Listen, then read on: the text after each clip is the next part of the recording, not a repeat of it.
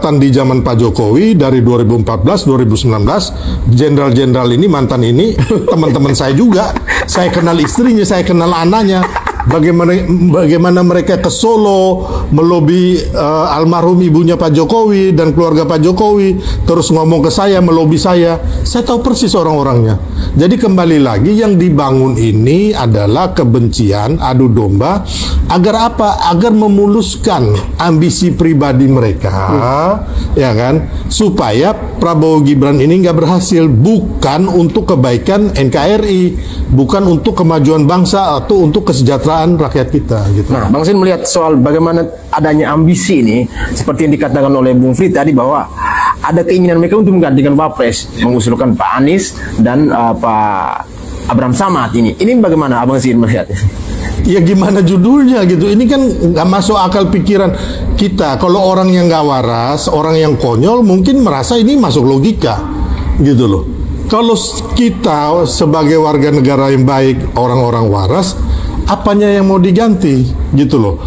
Pak Prabowo dan Mas Gibran dari pencalonan, ya kan, pendaftaran, ya kan, terus waktu kampanye, ya kan, terus ditetapkan KPU, ditetapkan oleh MPR, sampai hari ini udah 6-7 bulan tidak pernah melakukan pelanggaran hukum apapun.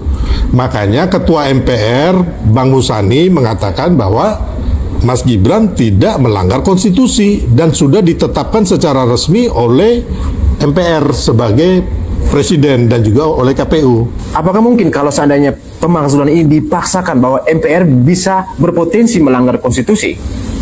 Ya sekarang mau pemakzulan apa yang mau dilanggar gitu loh.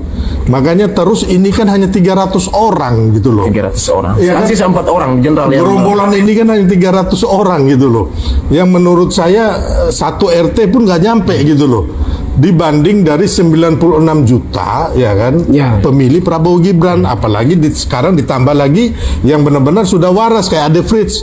Saya rasa udah lebih dari 56% ya. Ada banyak yang gabung. Ya mungkin sudah hampir kayak kemarin hasil survei indikator Burhanuddin tadi mengatakan bahwa 66,9% itu tidak percaya ijazah Pak Jokowi palsu.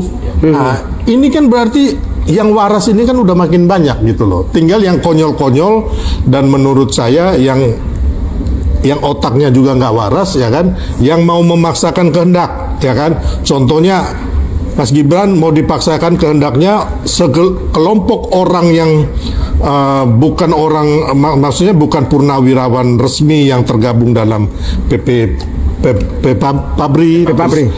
Angkatan Laut, PP Angkatan Udara, PPAD dan Polri, ya kan, hanya segelintir orang yang kita nggak tahu istilahnya mereka ini apa yang pernah mereka lakukan buat Republik ini, mau memaksakan kehendak ke DPR MPR agar diproses.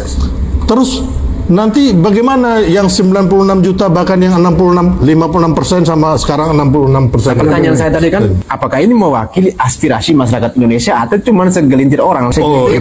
Segelintir orang. Jadi abang, menurut saya ini nih mereka sudah buat pertahapan. Ya. Tahapan pertama demo tidak jadi. Yang kedua Roy Suryo masuk dengan Fufu Fafa tidak jadi. Yang ketiga adalah masuknya di Jokowi ijazahnya. Besok Fufu Fafa lagi. Fufu Fafa lagi. Rencananya balik lagi nih. Udah, kita udah tahu rapat-rapat mereka itu. Mereka bagi tim. Ada yang ingin memaksulkan Gibran di MPR, tapi MPR tolak. Akhirnya mereka datang di DPR. Ini pun 4 orang. Ini 4 orang nih rata-rata pendukung Anies. Pak Razi itu pendukung Anies, ikut demo, ikut orasi di Patung Kuda. Saya saksi mata setelah saya orasi turun beliau. Yang kedua adalah rencana mereka memang betul dibilang Bang Sil. Mereka mengganggu hal ini supaya ekonomi kita guncang kembali ke 98. Demo besar-besaran alasannya ekonomi guncang, pemerintahan tidak maju, Prabowo Gibran digulingkan. Gagal. Itu target. Prabowo Gibran gagal, ekonomi kita hancur, digulingkan. Itu target mereka. Otak-otaknya ya mereka, Abraham Samad mereka nih, Fatul Rasi mereka. Siapa lagi? Yang relawannya sekarang jadi pentolan Fadila. Ya termasuk Roy Suryo mereka lah. Kita ngomong terbuka ya, memang mereka yang ikut. Pak Refli juga. Tapi sekarang Pak Refli Harun kelihatannya udah mulai sedikit mencuci tangan bahwa tidak terlibat di dalam teman-teman Roy Suryo CS nih? Kalau Bang Refli jujur saja saya kurang ikuti beliau. Saya lebih fokus kepada